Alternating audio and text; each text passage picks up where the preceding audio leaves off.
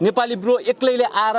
खुकुरी हान्यो रट हान्यो त उहाँलाई चाहिँ त्यहाँदेखि उहाँ एक्लै आउनुभयो उहाँको रेखी गर्यो होला उहाँ चाहिँ जुन अफिसबाट सिधै गरिसकेपछि उहाँ कहाँ जाने के गर्ने कसरी कस्तो हो त होइन त त्यो टाइम हेऱ्यो होला त्यो त सबै कुराको प्रक्रिया होला नि त होइन भन्दै गर्दाखेरि अब एउटा कुखुरा मार्नको लागि त मान्छेले कस्तो चाहिँ यो गर्नुपर्छ त्यो कुखुरा छटपटाउँछ त्यो गर्छ प्लानिङ गर्छ नि एउटा कुखुरा मार्नको लागि आज यसरी काट्छु उसरी काट्छु मान्छे मार्नलाई शान्तिको कुरा हुन्छ भनेको क्या त्यो गर्दाखेरि फोन ट्रेस भयो होला कल ट्रेस भयो होला कोहीलाई सल्लाह गर्यो होला साथीभाइलाई सल्लाह गर्यो होला त्यसमा कसैले हौसायो होला कसैले के गर्यो होला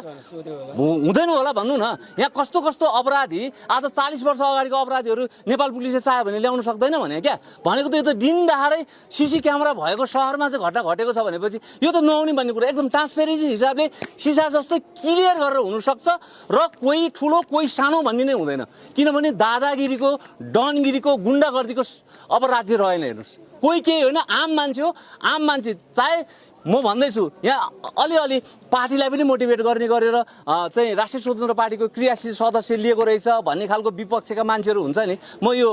तपाईँलाई राजनीतिक भाषा त म त पटक्कै युज गर्नै चाहन्न मलाई मन पनि पर्दैन त्यो कुरा एउटा निष्पक्ष हिसाबले गर्दाखेरि एउटा मान्छे कुनै सदस्य होस् त्यसको ड्याम केयर क्या मतलबै छैन त्यो राष्ट्रिय स्वतन्त्र पार्टीको सदस्य होस् या एमालेका जोसुकै सदस्य होस् त्यहाँ ओदा पनि छोडिदिनुहोस् ऊ त्यहाँको ठुलो ओदाको मान्छे होस् या सानो ओदाको मान्छे होस् कानुनी चक्की खुवाइसकेपछि उसले गलत गरेको रहेछ भने उसलाई पनि फाँसीसम्मको सजाय हुनुपर्छ मतलबै छैन जोसुकै जेसुकै होस् त्यही भएर अब आउने सरकारलाई यो ठुलो चुनौती पनि हो यो विषयबाट एउटा कानुन संशोधन हुनुपर्छ जुन कानुनले यो अहिले ईश्वरी बहिनीको आत्माले शान्ति हुने गरी एउटा कानुन बन्नु पर्यो संशोधन पनि हुनु पर्यो यहीँबाट सुरुवात पनि हुनु पर्यो हदैसम्मको जनतालाई चित्त बुझ्ने गरी यो विकृति त तपाईँलाई थाहै छ होइन यहाँ त कानुनी